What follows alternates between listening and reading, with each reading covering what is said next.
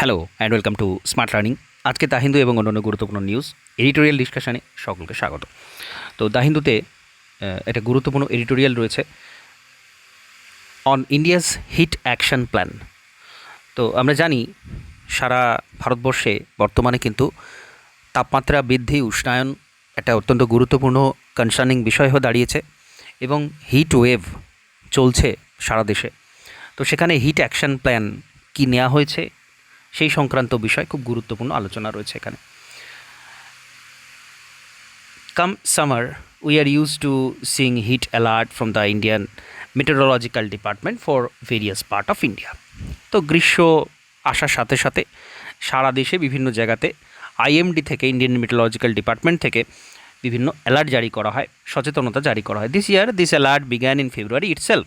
Part of the northeast and western India have already reported appreciably warm temperature 3.1 to 5 degrees Celsius above normal before the start of summer.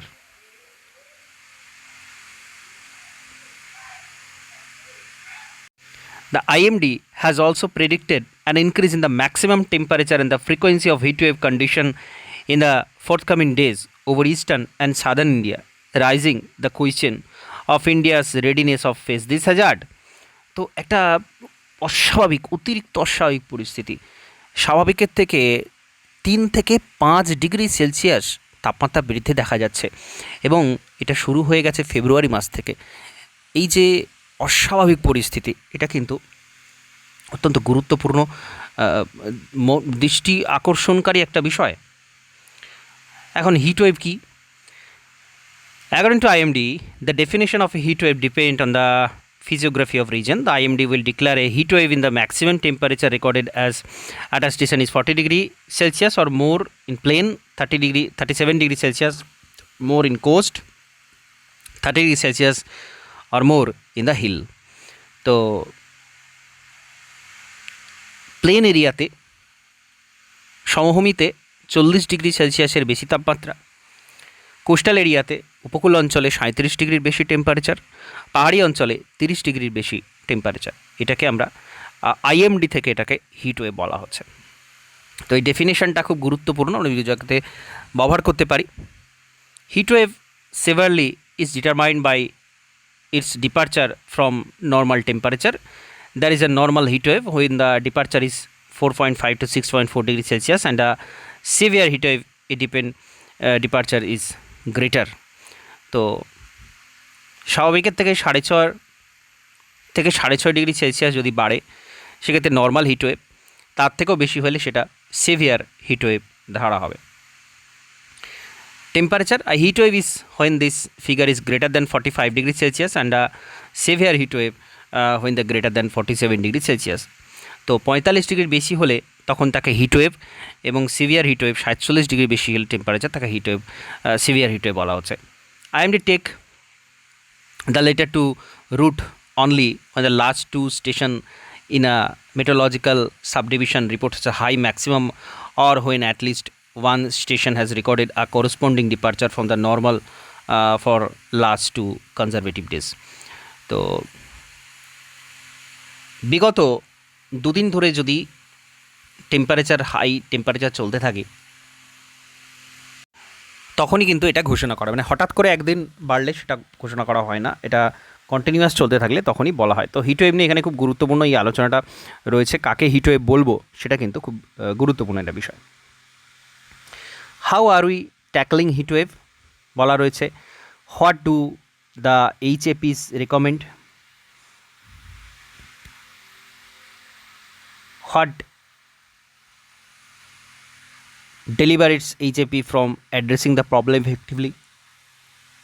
Inconsistent method, vulnerable population, breaking down soil, resource allocation, এই সমস্ত বিষয় এখানে আলোচনা করা রয়েছে। HAP অর্থাৎ hit action plan. তো hit action প্ল্যানটা কি? বিভিন্ন রাজ্য, শহর, জেলা হিট অ্যাকশন প্ল্যানে জন্য কতটা prepared? The National Disaster Management Authority and IMD are reported to be working with 23 states to develop HAP. There is no centralized database on HAP, but at least 23 HAP exists in the state and city level, with a few states such as Odisha, Maharashtra laying out district level HAP.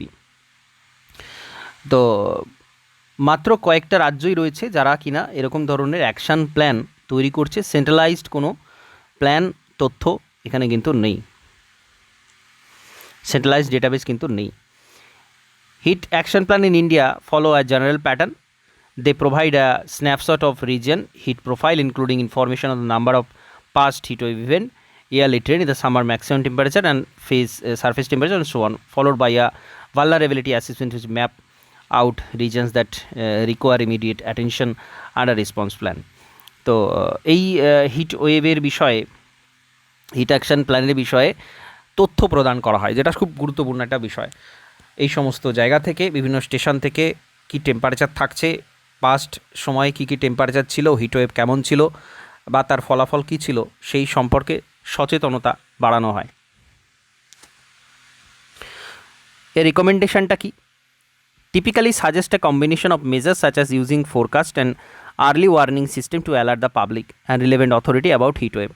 তো এখানে কিন্তু মূলত সচেতনতাটাকে ছড়িয়ে দেয়া এবং আগে থেকে একটু মানুষকে অ্যালার্ট করে দেয়া, পাবলিক ইভেন্ট যে সমস্ত রয়েছে তার মাধ্যমে বিভিন্ন সচেতনতাটাকে প্রসারিত করা, সেটাই কিন্তু এর মূল কাজ।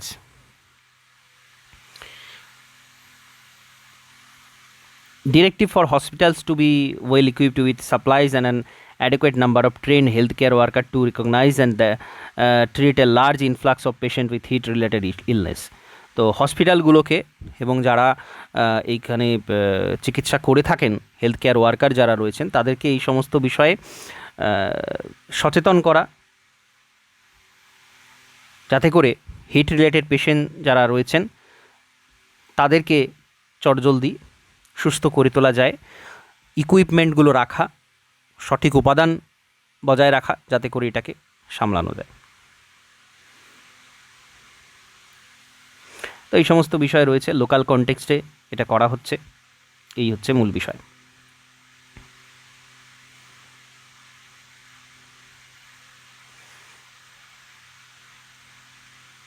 এবার ভালনারেবল পপুলেশন যারা রয়েছে, যারা লো ইনকাম কমিউনিটি রয়েছে, চিলড্রেন রয়েছে, এল্ডার মানুষেরা রয়েছে, সেক্ষেত্রে তাদের কিন্তু 90% India's economy is informal and starkly visible when we set up our home, বিট পারকাট ভেন্ডার ইত্যাদি ইত্যাদি, এই সমস্ত বিষয় এখানে বলা রয়েছে।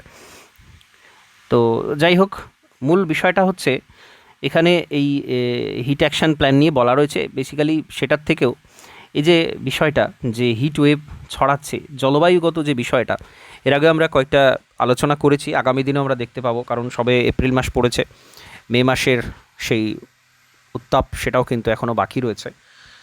জুনে বর্ষা নামার আগে সেটা আমরা দেখতে পাবো আরও কী পরিস্থিতি আসে, এবং এটা নিয়ে আরও অনেক লেখা দেখতে পাবো। জলবায়ু বিষয়ে আরও অনেক গুরুত্বপূর্ণ আর্টিকেল আসবে, আমরা সেগুলো ডিসকাস করব। তো এরপর আমরা নিউজে চলে যাব, এডিটোরিয়ালে চলে যাব। অর্থনীতি গতিশীল, চিন্তা পশ্চিম এশিয়ার প্রভাব। তো এখানে খুব গুরুত্বপূর্ণ UNCTAD, United nation conference on trade and development, UNCTAD, এর যে রিপোর্ট সেটা এসেছে, যেটা ইউনাইটেড নেশনের সংস্থা, রিপোর্টটা গুরুত্বপূর্ণ। আইএমএফ 2024 সালে ভারতের আর্থিক বৃদ্ধির পূর্বাভাস 6.5 থেকে বাড়িয়ে 6.8% করেছে, এবং ইউএনসিটিএডি সেই হার 6.5% ঘোষণা করেছে, যেটাকে ইতিবাচক হিসেবে ব্যাখ্যা করেছে তারা। এবছর বিশ্বের বৃহৎ অর্থনীতিগুলির মধ্যে দ্রুততম বৃদ্ধির তকমা ধরে রাখতে পারবে ভারত। আমেরিকার অর্থ সচিব জ্যানেট ইয়েলেন এর সতর্ক বার্তা, ইসরায়েলের উপরে ইরানের ড্রোন ক্ষেপণাস্ত্র হামলার প্রেক্ষিতে তেহরানের উপরে নতুন আর্থিক নিষেধাজ্ঞার কথা চিন্তাভাবনা করছে তার দেশ। তার বাস্তব রূপায়ণ হলে পশ্চিম এশিয়ার জটিলতা বিশ্ব অর্থনীতির সামনে নতুন বিপত্তি তৈরি করতে পারে। বিশেষজ্ঞদের বক্তব্য, করোনার পরে ভারতের পাশাপাশি রাশিয়া, চীন, ইন্দোনেশিয়া দেশের অর্থনীতি প্রত্যাশাতে দ্রুত ঘুরে দাঁড়িয়েছে, যা সাহায্য করেছে বিশ্ব অর্থনীতির গতিবৃদ্ধি।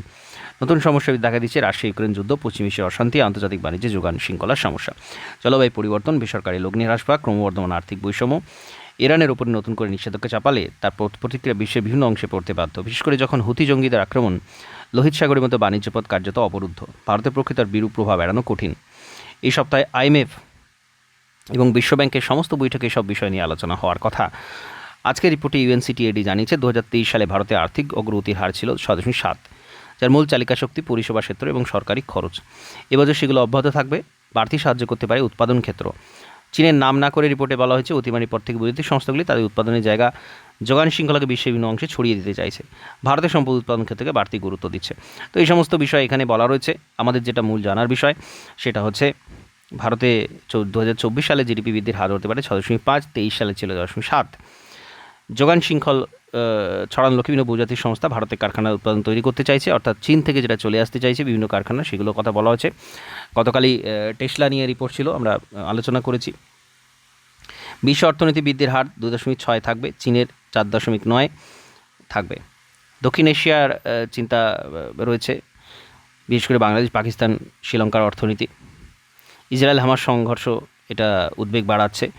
ইরানের ওপরে নতুন নিষেধাজ্ঞা জারি করলে সারা বিশ্ব অর্থনীতিতে কিন্তু তার প্রভাব পড়তে বাধ্য। তো এটা খুব গুরুত্বপূর্ণ আর্টিকেল। UNCTAD তাদের যেহেতু ফোরকাস্ট দিয়েছে, UNCTADর ফোরকাস্ট আমরা কিন্তু এখানে মনে রাখবো, খুব গুরুত্বপূর্ণ এটা। বিদিত হচ্ছে চাকরি কই প্রশ্ন রাজনের। তো রঘুরাম রাজন RBI এর প্রাক্তন গভর্নর, গুরুত্বপূর্ণ। বিকশিত ভারতের লক্ষ্য রেখে বিভিন্ন বিষয়ে প্রচার টচার করা হচ্ছে, কিন্তু বেকারত্বের হার কীভাবে বেড়েছে আমরা এখানে খুব সুন্দর করে দেওয়া রয়েছে, আমরা দেখব। 2013-14 এটা ছিল 4.9%, 22-23 এসেছে 5.4%, ফেব্রুয়ারি 2024 এটা 8% বেশি বেকারত্বের হার। তো এটা কিন্তু চিন্তার বিষয়। শক্তিশালী আর্থিক বৃদ্ধি কি যথেষ্ট চাকরি সৃষ্টি করছে? ভারতীয় উদ্যোগে অনেকেই দেশে থাকতে চাইছেন না। কৃষিতে কর্মসংস্থান বাড়ছে, যা উদ্বেগের। বেসরকারি ক্ষেত্রে চাকরি সৃষ্টি হচ্ছে না, সংগঠিত ক্ষেত্রে চাকরি সৃষ্টি হচ্ছে না। ইজ অফ ডুইং বিজনেসে সিঙ্গাপুর, সিলিকন ভ্যালির থেকে ভারত পিছিয়ে। শহরে কাজ নিয়ে মানুষ গ্রামে ফিরছে। অসংগঠিত ক্ষেত্রে কাজের সুযোগ বাড়ছে, যা আসলে ছদ্ম বেকারত্ব। অসংগঠিত ক্ষেত্র আমরা জানি আনঅর্গানাইজড সেক্টরে কিন্তু ছদ্ম বেকারত্ব হিসেবে কাজগুলো আসে, এটা তিনি বলতে চাইছেন। তো তাহলে ইজ অফ ডুইং বিজনেসের ভারতে এখনও সিঙ্গাপুর, সিলিকন ভ্যালির তুলনায় অনেক পিছিয়ে আছে। বিশ্ববিদ্যালয়ের অর্থনৈতিক অধ্যাপক সন্মিত্র ঘোষের কথায় ভারতে নানা ধরনের অতিরিক্ত কর রয়েছে, অনেক ক্ষেত্রে করের হারও বেশি। সরকারি ছাড়পত্র পেতে উদ্যোগপতিদের সমস্যা হয়, এই কারণে ইজ অফ ডুইং বিজনেস কিন্তু যথেষ্ট ভালো জায়গাতে নেই। বিগত কয়েক বছর অনেকটা কাছে এসেছে, পিছিয়ে ছিল অনেক বেশি, কিন্তু সেটাও যথেষ্ট ভালো জায়গাতে নেই, এটা তারা বলতে চাইছেন। এখানে স্পষ্টভাবে তুলে ধরা হয়েছে মূল বিষয়গুলো। জব লেস গ্রোথ হচ্ছে, এটা হচ্ছে মূল কনসার্নিং বিষয়। আমরা দেখেছি বিভিন্ন যে যারা বিলিয়নিয়ার রয়েছে তাদের সংখ্যা অনেক বেশি বেড়ে গিয়েছে মাত্র কয়েক বছরের মধ্যে, কিন্তু সেই সুফলটা সাধারণ মানুষের মধ্যে ছড়িয়ে পড়তে পারেনি। সেটা নিয়েও অর্থনৈতিক বিশ্লেষণ আমরা এর আগে দেখেছি। তো এই বিষয়টা নিয়ে আর খুব বেশি এখানে আলোচনা করার প্রয়োজন নেই। আসন সংরক্ষণ বহুদূর, আপাতত শেপ প্রতিশ্রুতি। মহিলা ভোটারদের অংশগ্রহণের হার বেড়েছে, দলগুলো তাদের ভোট পাওয়ার জন্য মরিয়া, কিন্তু 1/3 আসন সংরক্ষণ কথা ছিল মহিলাদের জন্য, সেইটা কোথায় সেটা নিয়ে এখানে বলা রয়েছে। যোগদান বেড়েছে। 2024 মেয়েদের ভোটে শতকরা হার ছেলেদের প্রায় সমান হয়ে যাবে, স্টেট ব্যাংক অফ ইন্ডিয়ার একটা রিপোর্টে এটা বলা হয়েছে। তো এটা হচ্ছে, কিন্তু এখানে বলা রয়েছে 2009 সাল থেকে 19-এর মধ্যে ভোটার তালিকায় মেয়েদের অনুপাত বেড়েছে 46 থেকে 48%। ভোট দিতে যাওয়ার ক্ষেত্রে মেয়েদের অনুপাত 56% থেকে 67% হয়েছে। তো এগুলো বেড়েছে, কিন্তু মূল যে মহিলাদের জন্য আসন সংরক্ষণ সেটা কোথায়? এই লোকসভা নির্বাচনে একমাত্র উড়িষ্যার বিজু জনতা দল মেয়েদের 1/3 আসন দেবে বলেছিল। তারা 21টি আসনের মধ্যে 7টিতে মহিলা প্রার্থী ঘোষণা করেছে। তৃণমূল কংগ্রেস 42 আসনে 12 জন নারী প্রার্থী রেখেছে, প্রায় 1/3। বাকি বড় দলগুলো পুরো তালিকায় লেখার সময় পাওয়া যায়নি বলে শতকরা হিসাব দেওয়া সম্ভব হয়নি। তো এটা আমরা আগেও বলেছি, আগেও আলোচনা করেছি যে মহিলাদের এই যে পার্সেন্টেজ, কত শতাংশ মহিলাদের আসন আসছে, সেটা কিন্তু এখানে স্পষ্ট নয়। এটা নিয়ে এখানে বলতে চাওয়া হয়েছে। বেকারত্ব কমবে বলে দাবি, তবে উদ্বেগ উৎপাদনের।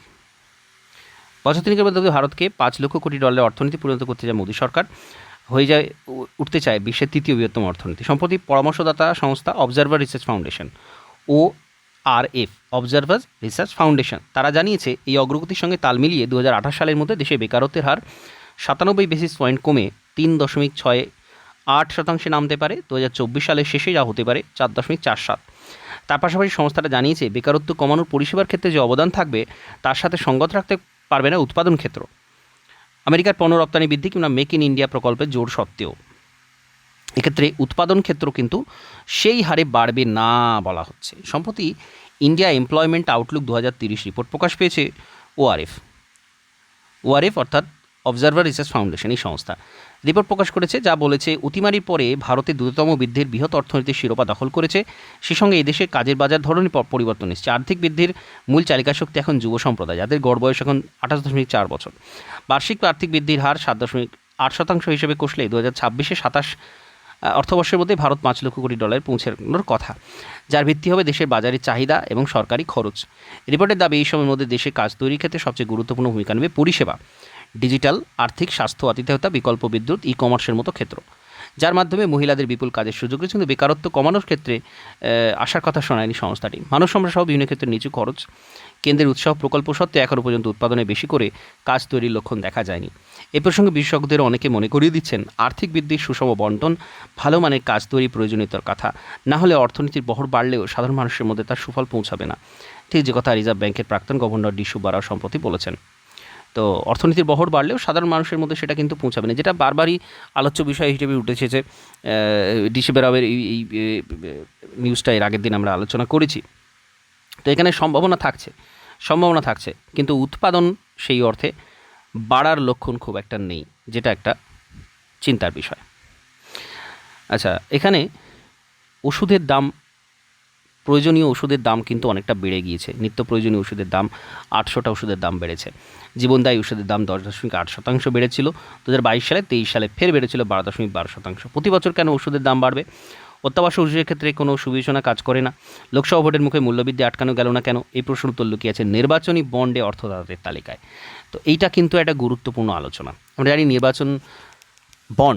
নির্বাচনী বন্ডের যে তথ্য সেটা প্রকাশিত হয়েছে, সেখানে দেখা যাচ্ছে ওষুধ নির্মাতা সংস্থা তারা প্রচুর টাকা কিন্তু এই বন্ডে দিয়েছে, এবং তার সাথে সাথে সেই টাকাটা তারা তোলার জন্য কি করছে, তারা কিন্তু ওষুধের দামগুলো বাড়িয়ে দিয়েছে। এটা একটা খুব গুরুত্বপূর্ণ বিষয়। তো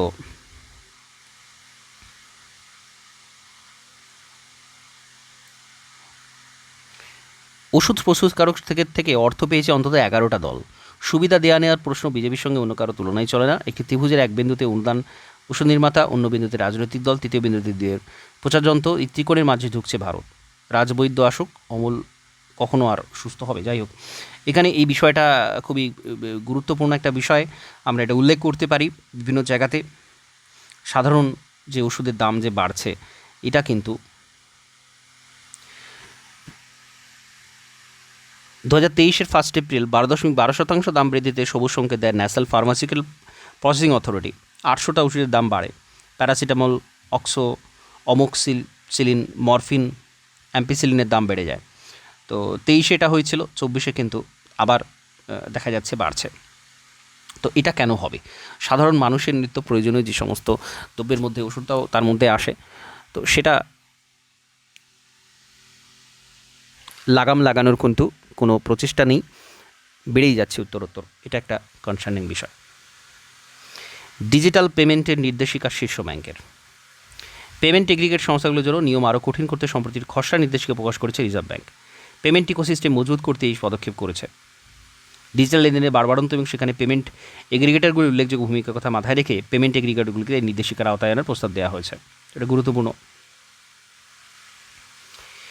ইভি ব্যাটারি তৈরিতে দিশা দেখাচ্ছে দেশীয় স্টার্টআপরা। নারকেল মালা থেকে কৃষি বর্জ্যের চমক, এটা খুব গুরুত্বপূর্ণ বিষয়। জীবাশ্ম জ্বালানি ফুরিয়ে আসছে, বিকল্প জ্বালানি দিকে, বৈদ্যুতিক গাড়ির দিকে ঢুকছে বিশ্ব। ইভির প্রাণডবটা হচ্ছে তার ব্যাটারি। ইভি অর্থাৎ যেটা বৈদ্যুতিক গাড়ি, ইলেকট্রনিক ভেহিকেল। বাড়তে থাকা ইলেকট্রনিক ভেহিকেল সংখ্যার সঙ্গে তাল মিলিয়ে ব্যাটারি উৎপাদন রয়েছে একাধিক সমস্যা। প্রথমত, ইভি ব্যাটারি তৈরিতে বহুল ব্যবহৃত লিথিয়াম, কোবাল্ট, ম্যাঙ্গানিজ, নিকেল এবং গ্রাফাইটের মতো খনিজ দুর্লভ। এর ফলে ইভি ব্যাটারির দাম এখনও সাধারণ পকেটের সাধ্য স্তরে আসেনি। সাধারণভাবে 5 বছরে আজকাল থেকে লিথিয়াম আয়ন ব্যাটারি, তারপরে ই বর্জ্যে পরিণত হয়। পাশাপাশি লিথিয়াম আয়ন ব্যাটারি প্রস্তুতিতেই সামগ্রী ইভি তৈরি 34-60% গ্রিনহাউস গ্যাস নির্গত কার্বন ফুটপ্রিন্ট বাড়ায় পরিবেশে। লিথিয়াম আয়ন ব্যাটারি তৈরির সময়তে কিন্তু প্রচুর গ্রিন হাউস গ্যাস বের হয়। That is important point. এটা আলোচ্য বিষয়, কারণ ইলেকট্রিক গাড়ি থেকে পরিবেশ দূষণটা সেই অর্থে হয় না ঠিক, কিন্তু উৎপাদনের সময় পরিবেশ দূষণ কিন্তু হচ্ছে। আর কি, ফলে বিশ্বের সামনে এখন বড় চ্যালেঞ্জ ইভি ব্যাটারিকে ডিকার্বনাইজ করা, যে চেষ্টা এখন বিশ্বের একাধিক দেশের মধ্যে শুরু হয়েছে, ভারতেও। এদের একটি হলো নেক্সাস পাওয়ার, যারা 2019 থেকে কৃষি বর্জ্য থেকে রিচার্জেবল ইভি ব্যাটারি তৈরির চেষ্টা চালাচ্ছে। কৃষি বর্জ্য থেকে উৎপাদিত হয় তা বায়ো অর্গানিক এবং বায়োডিগ্রেডেবল হয় বলে দাবি কর্তৃপক্ষের। সংস্থা সিও নিকিতা বলিয়ারসেলিং দাবাই, আমাদের মাথায় প্রথম যে ধারণাটা এসেছিল সেটা হলো প্রাণীজ উদ্ভিদ শরীরে যেসব প্রোটিন রয়েছে তা এনার্জি স্টোরেজ হিসেবে ব্যবহার করা, যার ফলে কৃষি বর্জ্য ফসল কাটার পর ক্রপ রেস্কিউকে আমরা ইভি ব্যাটারি তৈরি কাঁচামাল হিসেবে কাজে লাগানো শুরু করেছিলাম। তাহলে ক্রপ রেসিডিউ, যেটা পড়ে থাকা যে ফসলের যে অংশ, সেইখান থেকে ইভি ব্যাটারি তৈরি হচ্ছে। এই উপকরণে ন্যানোডট প্রোটিন থাকে, যা ব্যাটারি তৈরির জন্য প্রয়োজনীয় ক্যাথোড অ্যানোড এবং ইলেকট্রোলাইট তৈরিতে ব্যবহার করা হয়। এতে ব্যাটারির দাম কমলেও বা আয়ু বাড়ে, দ্রুত চার্জ করা সম্ভব হয়, সর্বোপরি পরিবেশ দূষিত না করে ব্যাটারি ডিসকার্ড করা যায়। জয়পুরের স্টার্ট আপ ক্র্যানক্রিও প্রাকৃতিক উপায়ে ইভি ব্যাটারি তৈরি পথে হেঁটেছে, যেখানে তারা কাঁচামাল হিসেবে ব্যবহার করছে নারকেলের খোল এবং ছোবড়াকে। কর্তৃপক্ষের তরফে সিও প্রতিষ্ঠাতা অক্ষয় জনের দাবি, নারকেলের থেকে খোলে থাকা ন্যানোমেটেরিয়াল ব্যাটারির মধ্যে ইন্টারনাল রেজিস্ট্যান্স কমানোর পাশাপাশি আভ্যন্তরীণ তাপ কমানোতে সাহায্য করে। পাশাপাশি উৎপাদন দিয়ে ব্যাটারি তৈরি হলে তা বেশি এনার্জি সংরক্ষণ করতে পারে বলে দাবি। তিনি জানিয়েছেন, ভারতের ইভি তার ব্যাটারি প্রস্তুতকারী একাধিক সংস্থাকে অপরিহার্য উপকরণ ন্যানোকার্বন ইউএস, চীন, কোরিয়া, জাপানের মতো দেশ থেকে আমদানি করতে হয় বিপুল টাকা দিয়ে। সেখানে ক্যানকি এভাবে নারকেলের খোলা থেকে ন্যানোকার্বন প্রস্তুত করে ব্যাটারির দাম আয়ত্তে রাখার চেষ্টা করছে। That is most important point. আলোচ্য খুব গুরুত্বপূর্ণ একটা বিষয়। রিসাইকেল হবে, ডিকার্বনাইজ করতে সুবিধা হবে, ই বর্জ্য তৈরি হবে না, বায়োডিগ্রেডেবল হবে, এরকম অনেক কিছু সুবিধা রয়েছে। তো এইটা কিন্তু একটা খুব গুরুত্বপূর্ণ নিউজ। নারকেলের মালা থেকে কৃষি বর্জ্য, সেখান থেকে ইভি ব্যাটারি।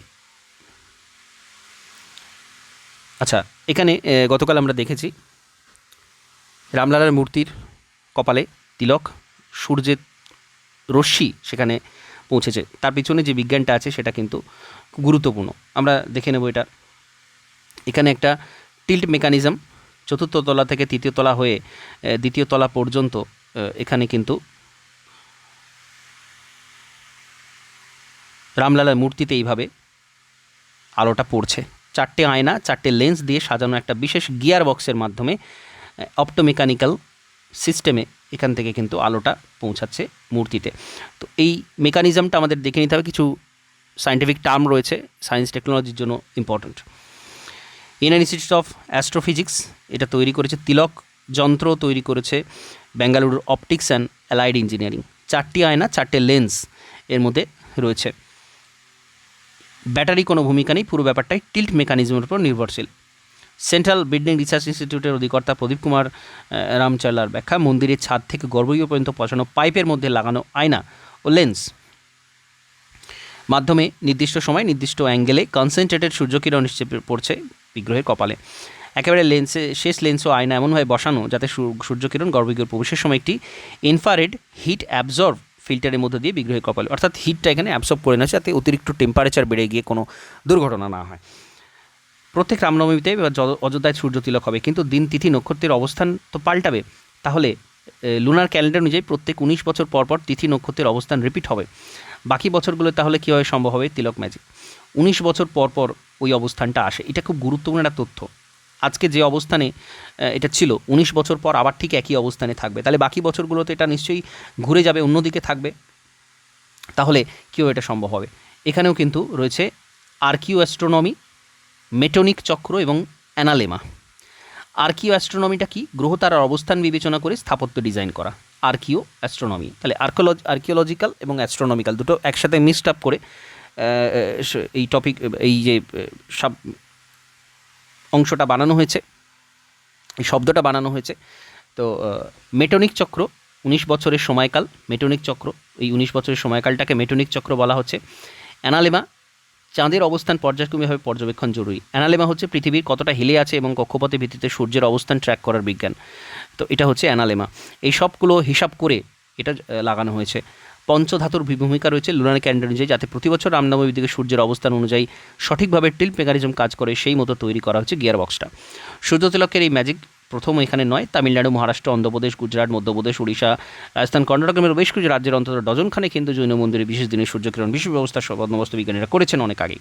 ইউনেস্কোর ওয়ার্ল্ড হেরিটেজ সাইট হিসেবে স্বীকৃত চতুর্দশ শতকে তৈরি পুরীর কোণার্ক মন্দির তো এখনও বিস্মিত করে গোটা বিশ্বকে। তো এখানে অনেক জায়গাতেই এই সিস্টেমটা রয়েছে, এটা প্রথমবারের জন্য নয়। তো এখানে এই যে টার্মগুলো আমরা দেখলাম, এই টার্মগুলো কিন্তু মোস্ট ইম্পর্টেন্ট। আর্কিও অ্যাস্ট্রোনমি, মেটনিক চক্র এবং অ্যানালেমা। তো এই প্রত্যেকটা ইম্পর্টেন্ট সায়েন্স অ্যান্ড টেকনোলজির জন্য। তো আজকে গুরুত্বপূর্ণ নিউজ এডিটোরিয়াল ডিসকাশন কমপ্লিট করছি। নমস্কার, ধন্যবাদ।